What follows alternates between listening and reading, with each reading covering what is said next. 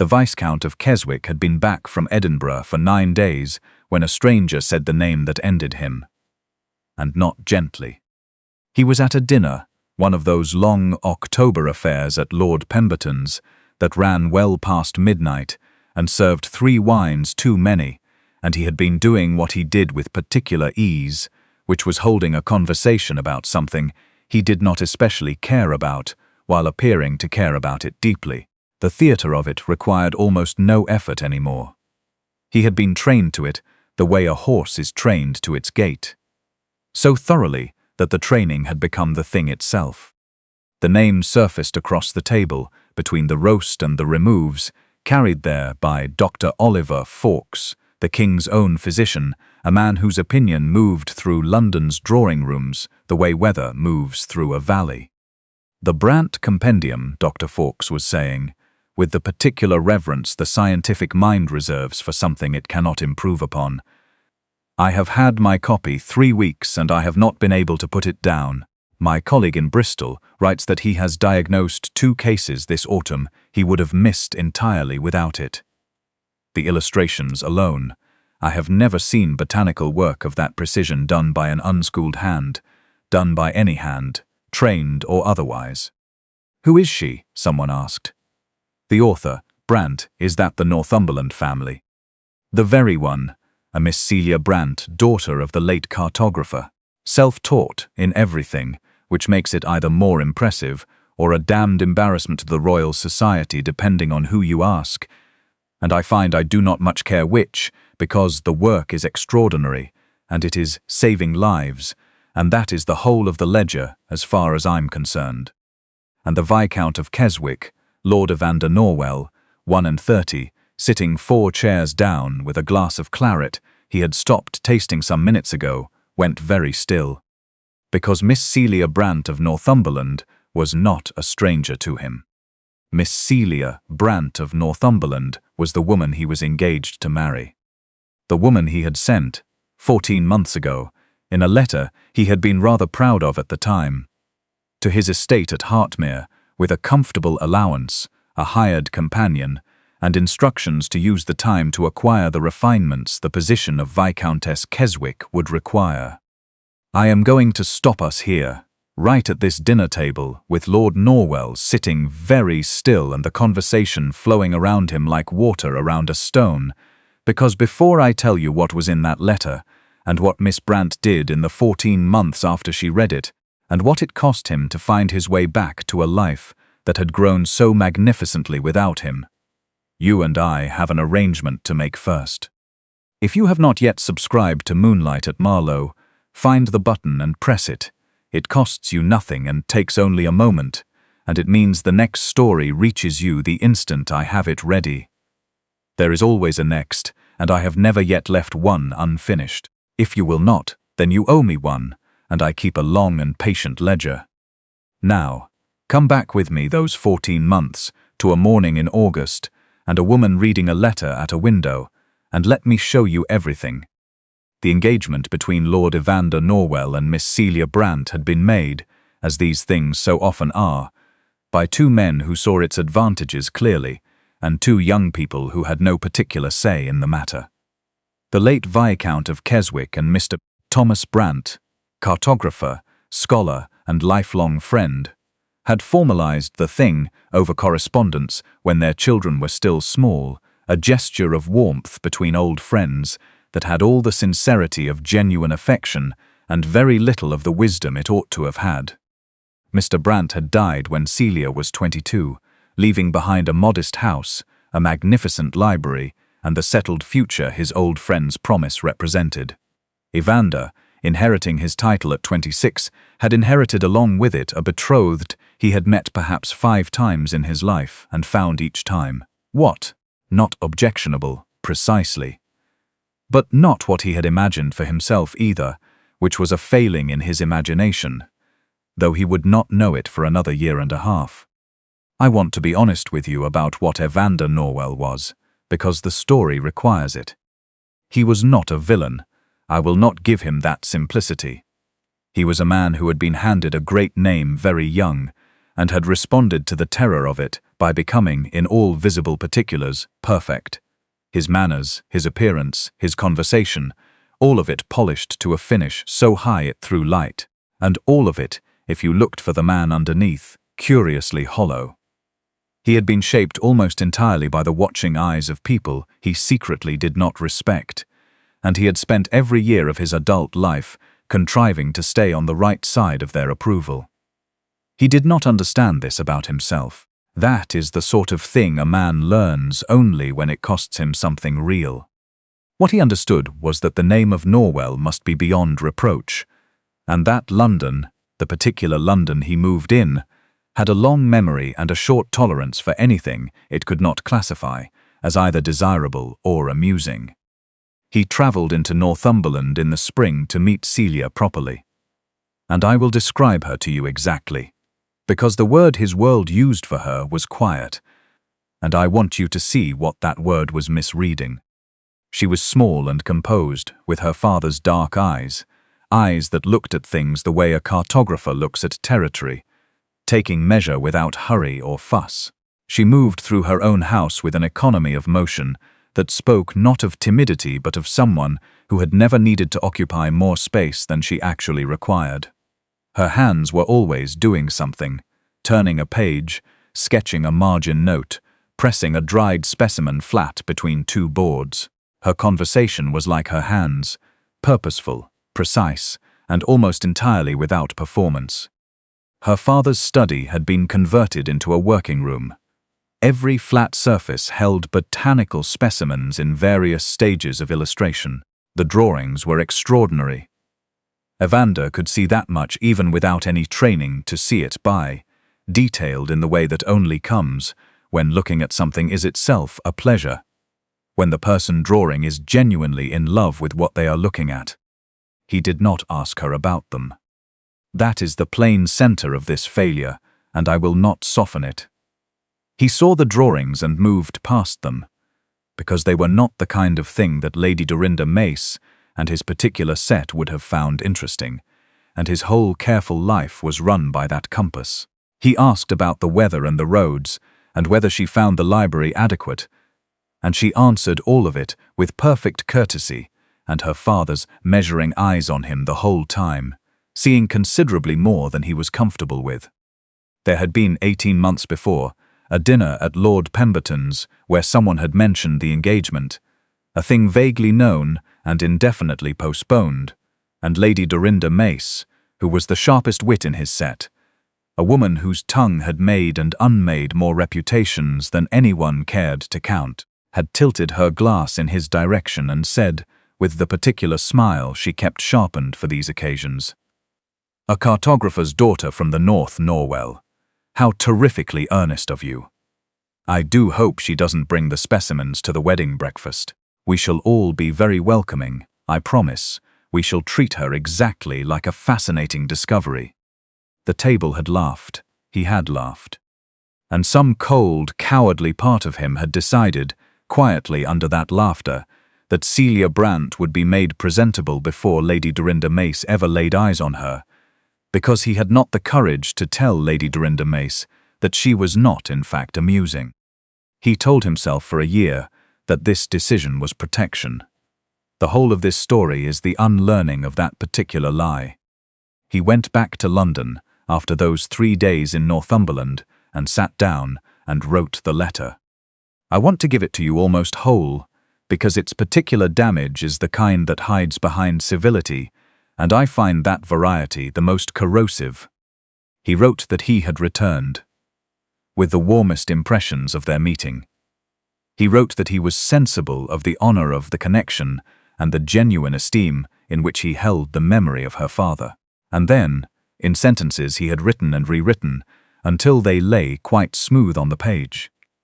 He wrote that he was persuaded the pace of these things ought to be governed by prudence, that his position in London carried its own demands, and that it would be ungentlemanly. Ungentlemanly was the word he chose, to expose her to those demands before she had been given adequate preparation, that he proposed, therefore, that she remove herself to Hertmere, his estate, where every comfort would be provided, where an allowance suitable to her future station would be settled at once, and where a Mrs. Tabitha Gorse, a woman of wide experience and excellent judgment in social matters, would join her as companion so that she might. And here is the sentence, "My dears," the one Celia read standing at her father's window with the morning light on her hands, so that she might take the time, in ease and privacy, to develop the refinements the position of Viscountess Keswick will require, and which I have every confidence she will attain, the wedding to follow when circumstances allow. Read it quickly, and it sounds generous. Read it slowly. Read it the way Celia Brant read it twice, with her father's cartographer's eyes that never once mistook the map for the territory. And it says what it says. You are not what I need you to be. I am ashamed to bring you as you are. I am storing you in the countryside like a piece of furniture that needs refinishing. I have hired a woman to do the refinishing. I have dressed it as a kindness, and I expect to be thanked. She did not weep. Her housekeeper, watching from the doorway, reported afterward that Miss Brant read the letter twice, set it carefully on the desk, and was quiet for the better part of a minute. Then she said, and the housekeeper did not understand it until much later, "He has sent me to develop refinements. I wonder whether he has thought carefully about what refinement actually means." And then she began to pack. Because what Lord Evander Norwell had failed to understand, having never once in those 5 meetings asked her a single question about what she actually did with her days, was this. He had just delivered to a great empty house in the North Country, with a full allowance and unlimited time, the most rigorous botanical mind in the north of England, and told her, as her occupation until further notice, to think about polish. She arrived at Hertmere in September and found it everything he'd promised, spacious, quiet, well-maintained, and almost entirely empty of anything that required the kind of performance she had no talent for and no interest in acquiring. The housekeeper, a sensible woman named Mrs. Aldridge, looked at the new arrival, and concluded within the first afternoon that whatever the Viscount's intentions were for this arrangement, Miss Brant was going to be no trouble at all. Mrs. Tabitha Gorse arrived the following week, and I want to give her to you properly, because she becomes the hinge the whole story turns on.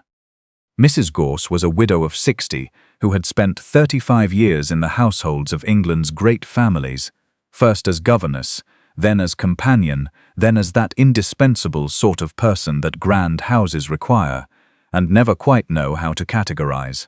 She had seen more drawing rooms than she could count, and had a thorough, largely unflattering understanding of what aristocratic social ambition actually amounted to. She had taken this commission, refine a country girl for a viscount, partly because the fee was good, and partly out of the mild curiosity she allowed herself in her later years. She was not prepared for what she found. On the second evening at Hertmere, she went looking for her new Hertmere and found her in the conservatory in an apron, with 3 lamps pulled close around a workbench covered in specimens, making a drawing so precise that Mrs. Gorse stood in the doorway for a full minute without speaking, simply looking. It was a foxglove, dissected and laid out in stages of cross-section, and the illustration rendered each stage with a scientific clarity that Mrs. Gorse, who had grown up in a physician's house and knew what good medical illustration looked like, had never seen matched outside of published texts. The shading was built up in tiny, deliberate strokes that somehow caught the actual texture of the leaf, the precise way light moved through the edge of the petal. "Miss Brant," said Mrs. Gorse, "what is it you are making?" "A compendium," said Celia, not looking up. "My father began the foundation of it. I am completing it. Every medicinal plant native to the North Country and its margins, illustrated in sufficient detail that a country apothecary could identify it reliably from the plate alone, without having held a degree or studied in London. The text explains preparation and application in plain language. My father's language, he had the gift for it." She set down her pen and looked at Mrs. Gorse with the direct, measuring gaze that seemed to take the world's proportions without effort. I have been at it for 4 years. I need perhaps 8 months more. I have the specimens and the research. What I have lacked until now is uninterrupted time. A pause. I understand that my situation here was meant to be something else entirely, but I find I cannot become what someone else needs me to become. I can only finish what I came into the world to make. I thought it only honest to tell you. Mrs. Tabitha Gorse, who had spent 35 years in great houses and arrived expecting to teach a country girl which fork to use, sat down in the nearest chair. "Tell me," she said slowly, "whether anyone has ever attempted to publish this work." A Mr. Fawcett in Newcastle was willing to consider it, provided the authorship appeared as by a lady. He said readers would not trust medical content attributed to a woman's name. And you declined. I declined. Mrs. Gorse looked at the foxglove illustration for a long moment. Then she said, "Miss Brant, I think we had better begin again on honest terms. I know nothing about botany and a great deal about the people who decide what gets seen. Tell me exactly what you need, and I will tell you everything I know about how the world of publication and influence actually works." What Celia needed had been gathering in her since she was 12 years old. Since the first time she had watched a neighbor's child suffer through an illness that her father's books showed her had a straightforward herbal remedy. And no one around them knew which plant to look for or how to use it when they found it. Knowledge locked in expensive volumes, written in Latin, shelved in libraries that most people would never enter. A woman who could put that knowledge into plain language, illustrated so clearly a schoolchild could follow it. That woman had not yet existed. Until now. Over the long winter, with Mrs. Gorse managing everything external that Celia had no patience for managing. The correspondence, the careful approach to a printer in Edinburgh who cared about science and not about which sex had produced it. The compendium took its final shape. Mrs. Gorse watched it happen, the way she imagined one might watch a bridge being completed. The sense that the thing had always been meant to exist, and had only been waiting for the right conditions to allow it. Celia would not put by a lady on the cover. On this she was pleasant, immovable, and entirely final. "The women who need this book," she told Mrs. Gorse, "deserve to know another woman made it, that it did not require a man's education or a man's name. The cover should say so plainly."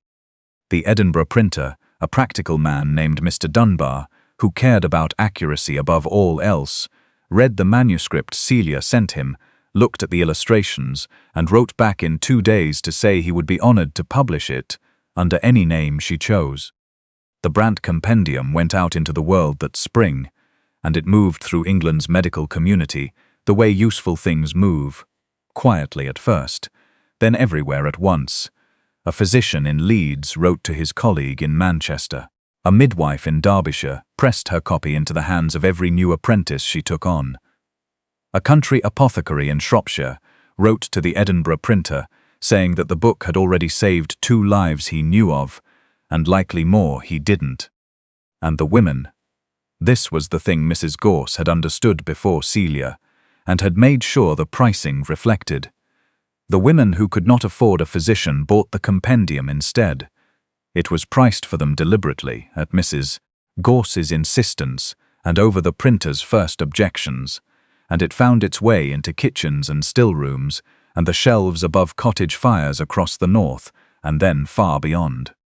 By autumn it had reached London, and by October's dinner at Lord Pemberton's, Dr. Oliver Fawkes was calling it the most important botanical reference produced in England in 20 years. Now you have the whole of it. Now, let us go back to Lord Norwell sitting at that long table with the wine he had forgotten to taste, and follow him north. He left the next morning.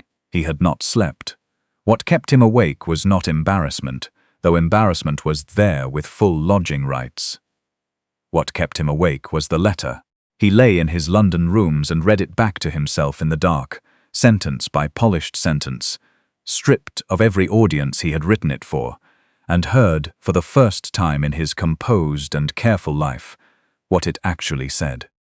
Develop the refinements the position of Viscountess Keswick will require.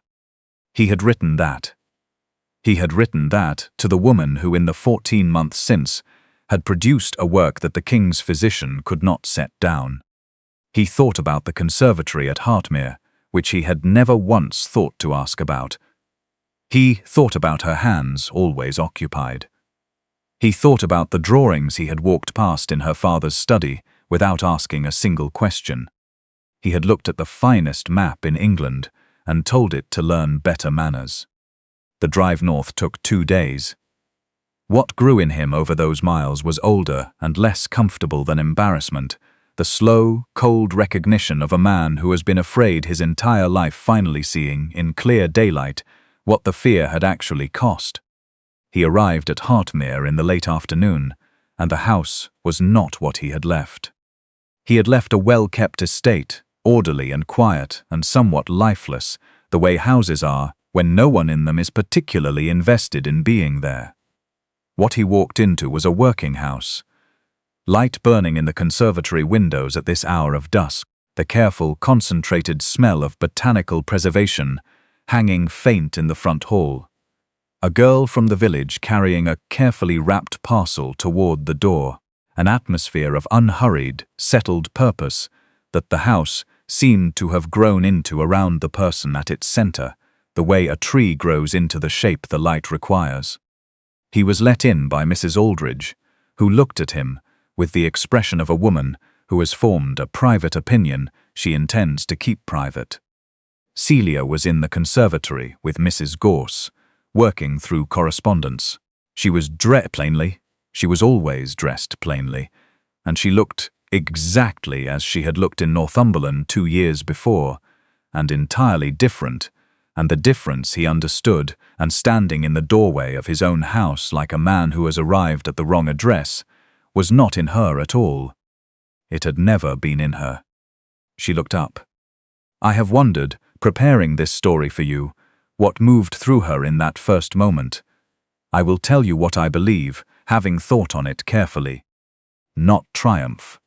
That word was too loud for Celia Brant, and she had been past needing it for some months, which is, as it happens, the only way genuine satisfaction arrives, when you no longer require it. Not anger, though the anger had been genuine and had burned through her first long winter at Hertmere with a steady, productive heat. She had used it the way her father always said hard feelings ought to be used, as fuel, not a destination. What she felt, I believe, looking at him in the doorway, with his hat in his hands, and all his beautiful finish cracked through, was something quiet and precise. There he is, and alongside it, the calm and level knowledge that it was no longer her project to find the man underneath the title. He would have to bring that man out himself. He would have to hold him steady in plain daylight, and she would have to watch long enough to know whether he could. Lord Norwell, she said into the silence. Mrs. Gorse, would you excuse us? I think we'll walk. He had spent 2 days composing apologies on the road north. By the time they reached the garden path and she had not spoken, he understood that he was not going to use a single one of them. I am not going to give you a polished apology, he said. I have spent the better part of 2 days writing one in my head, and I find I have lost my taste for my own fine sentences. What I did was write you a letter that said in language I was quite pleased with at the time, that you were not fit to stand beside me, and that I intended to keep you out of sight until a hired woman had corrected you. I have been understanding with some thoroughness on the road north that I was the one who required correction. I am not asking you to accept that tonight. I only wanted to say it plainly, without any polish on it, because I think I owe you at least that much. Celia walked for a moment without answering. The garden was going golden in the last of the day's light. Her hands were clasped behind her back, the way she held them when she was thinking precisely. I am going to tell you what your letter gave me, she said, because I think you have been carrying it as a simple wrong, and you deserve the full accounting. She told him, the winter, the compendium, the 8 months of work that the time and the quiet and, she said this without sharpness, and he felt it more for the absence of it, The space created by his absence had made possible the decision about her name on the cover. Mr. Dunbar's letter, the apothecary in Shropshire. You sent me here to be made into something more suitable. I was not suitable to what you meant. But the house was useful, and the allowance was useful, and the time. She paused. Lord Norwell, the time was everything. Every woman I know has been handed a version of your letter at some point in her life. You are not ready as you are. Wait until we have improved you. Most women receive that letter without a conservatory attached. I received it with one, and I made the most of the situation. She let that settle. That does not redeem the sending, but it means I cannot manage to hate you cleanly, and I gave up trying some time ago. That is more ground than you have any right to start from. I would pay close attention to it. She stopped walking and turned to face him. You want to know whether there is something a man can do, starting from nothing he has earned, to deserve a place in a life he had no hand in building. The grey eyes on him, steady as her father's surveying instruments. I will tell you what he cannot do. He cannot arrive with a ring and a seasoned date and fold what I have built into his consequence. The Viscount's talented fiancée. London is already writing that story. I have seen 3 versions of it in the post this month, and every one ends with my name attached to his like an afterthought. If I marry you, that story replaces mine inside a year, and the woman in Shropshire who bought my book because another woman made it will be buying instead. The generosity of a viscountess. I will not do it. I will not trade true for grand. I made that trade once. I agreed to this engagement at 22 without the language to know what I was agreeing to, and the past year has taught me precisely which trade keeps a person whole. She let the silence stand a moment. If you wish to court me, these are the terms. Come back and be of use. Not Lord Norwell visiting a workroom to grace it with his presence, a man who appears at the door and asks what needs doing, and does it, and understands that none of it will ever be about him. Do it long enough that I can see whether the man who lives under all that finish is someone you are able to be all day, not only in the moments when the performance drops. I make no promises about the outcome. I am not a prize, and this is not a test with a wedding guaranteed at the end of it. It is only the truth. I believe there is a man I could love somewhere in you.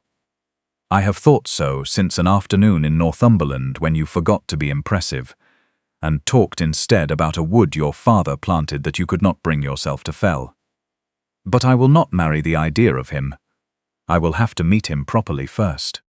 And now, my dears, I get to tell you the part I love best, which is not a ballroom scene or a grand declaration, but a man of 31 learning, slowly and without applause, to be actually worth something. He came back. Do not undercount that. Men of his kind refused the quick absolution, mostly do not. He took rooms at the inn in the village, declining the use of his own house with an instinct that even Mrs. Gorse privately found correct, and presented himself at the conservatory the following morning and asked what needed doing, and the unmistakable air of a woman. Handed him a stack of correspondence regarding a dispute with a London bookseller who had been selling the compendium at twice the contracted price and keeping the difference. Lord Evander Norwell, Viscount of Keswick, sat down at the lowest table and became, without ceremony, a clerk. He was, as it slowly emerged, and to no one's surprise more than his own, genuinely capable at it. The same mind that had spent years on the performance of consequence turned out to hold, once the performance burned away, a thorough and practical knowledge of contracts, commercial arrangements, and the particular ways men of business could be persuaded or outmaneuvered. He unraveled the bookseller situation in 2 weeks, secured a corrected agreement, and drafted a standard contract for future retailers that Mrs. Gorse described as the most sensible commercial document she had encountered in 35 years of managing large households. When a society publisher in London, alarmed by what a modestly priced, plainly attributed woman's compendium was doing to the market for expensive male-attributed texts, moved quietly to acquire the rights from the Edinburgh printer and reissue the work stripped of Celia's name, It was Evander who spotted the approach in the correspondence, and Evander who stopped it. He did not use his title. Celia noted this, reading over the papers afterward. He had done it entirely through the legal architecture. A rights agreement constructed with such care that the compendium could not be reissued under any other name, could not have its attribution removed or obscured, could not be acquired by any party intending to alter it. And that clause extended, in plain language he had put there deliberately, to any future husband of the author. Celia sat with that document for a long time, alone the evening she first read it.